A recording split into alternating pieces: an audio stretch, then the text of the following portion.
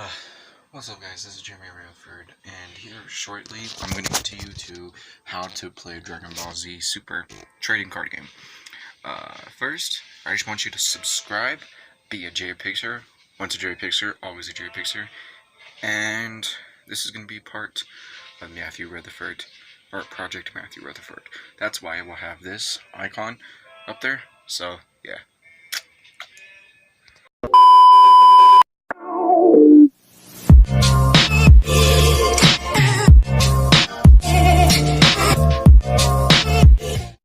Okay, so obviously I have no other player with me, but in this case I will have my leader, and you can buy these types of leader cards online. You can also buy these types of cases, because not each leader card and not each deck is going to come with these hard leader cards, and they're not going to come with these type of colors. You have to do them, you have to do it, and I will do that on an art video. But as you guys can see, this is a Brawly card. I'll get into my deck later, but this is just a leader card, and you can awaken. But I will show you what to do first. So since I'm not gonna have another player, I will just show you and like on both sides. So first, before you do anything, what you would do is you would, hopefully what you would do is you would say shake hands, say hello, hi, yeah, hi. But you say great game and stuff. I mean, that's not required, but it's a very good, gameplay, good sportsmanship. So what you would do you would cut, which means they would do the term. So he would take his deck and put it in front of me. I would at least take half of his deck and put it up there, and this technique is called cutting, for the reason he'll do the same thing with my deck, my opponent. So you can't cheat. So if you ever, once you're shuffling and stuff, if you have a card that you want to cheat, haha, and just say, you ask them to cut. I mean, it's legit. It's not required, it's not in the gameplay, it's not in the manual, but I mean, it's common sense. The next thing that we would do is I will draw 7 or 6, I believe, or no. It's 6 for each hand. 2, I won't show my opponent, so I got 2 cards, 3, 4, 5, and 6. So I got 6 hand cards, 8 life, and you guys don't have to do it this style, but I choose to do it. I choose to just, since it's 8 life, I choose to put 4 shuffle like that, and it's going to be better because this is how you're going to be playing it is on a game, but I'm just obviously playing it on a floor on my coat, so the cards don't get dirty, because this is a floor. I don't have a table anymore. He would do the same. He would draw 6 card life. 1, 2, 3, 4. He would draw his life. And then now, since I've got my drawing done, he's got his drawing done, we would use a dice. If you don't have a dice, if you have a dice, whoever rolls on the highest number obviously wins. Who doesn't have a dice, another strategy, I don't know any other strategies, but another strategy was cutting it, and whoever is the biggest number for the energy number, which we get into this strategy. So since I have a 5, after we do this thing, he would cut. He would have a 4. So I would be going first. I cut his, he cut mine. All the good jazz. Blah, blah, blah, blah. I'm like the cookie. I'm on that Dracula monster on Sesame Street. Blah, blah, blah, blah, blah, blah. But there's what I'm trying to say is that there's multiple ways to be able to go to find out who's going to go first. Either rock, paper, scissors, a home way that you guys do it. That is just the main common 2 ways to do in this game, which is cut. Whoever has the highest energy number on that card goes first, or just do dice. Who has, of course, with dice, whoever has the highest number goes first. So yeah. And since I am going first,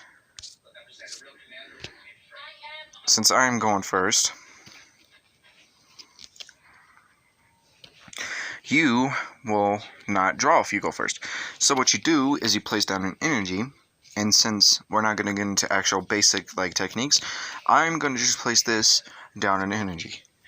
You would regularly place it down like this, show it to your opponent, and then afterwards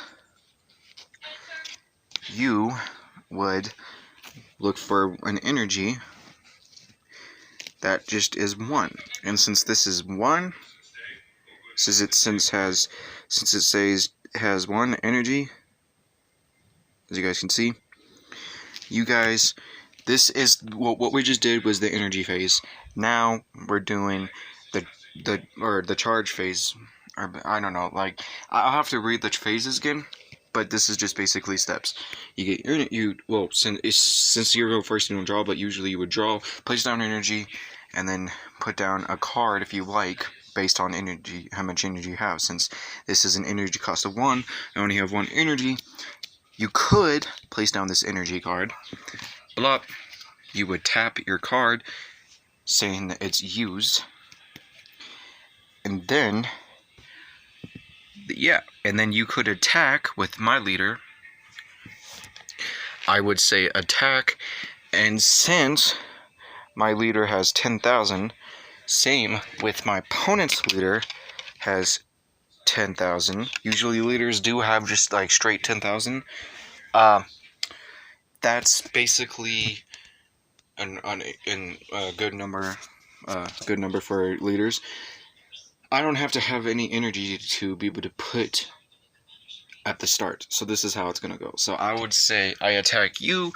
He says either no negate. Let's look at his hand, but yeah. So since there's no negate cards, maybe. Since he has no negate cards, which they will legit just say negate, he does not negate, which means he can't counter the attack. Block it, basically. He can't counter the attack. So, it would be my turn to be able to use some of these cards in my hands, and since this is the energy to be able to combo with these cards, since this says 0, it will have an energy cost, which means you have to pay that energy to be able to combo with the card that you're attacking. In this case, I could combo it with my leader, making it 5,000, or combo it with how many cards I want to be able to get to an equal number. Then he, after I said I'm done with comboing, or just say no combo, or I'm going to combo with this and then I'm done, he, your opponent, will combo. The goal for him is to be able to combo out of it, which means he's got to get to, since he's got 10,000, he's got to get, since this says plus 5,000, he's got to put down enough of these cards to be able to pass, well, in this case, 10,000. So the certain amount of energy that's on that card, the attacking card, you have to pass that energy. That power, basically. So since he has 10,000 power, since I would say I'm going to combo, he would have to pass 15,000 because I would combo it with 5,000, and yeah. So that's basically the stuff. The only way for you to win, there's two. There's only one way to win, which means you have to kill all of your opponent's life off, which means he has no life. So if he killed me, and which means if I can't combo or negate out of his attack, and he's above me, that means I take 1 life.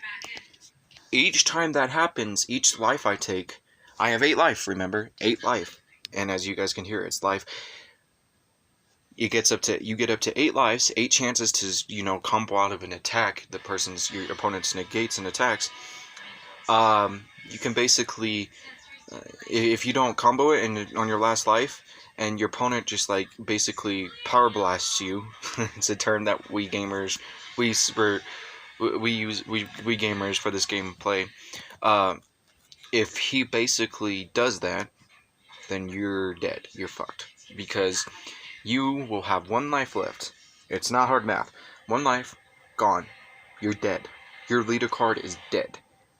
Now, if he's attacking a battle card, which means if he's attacking this card, you can attack one of these cards and you can go above this battle card. That doesn't mean it takes off a life.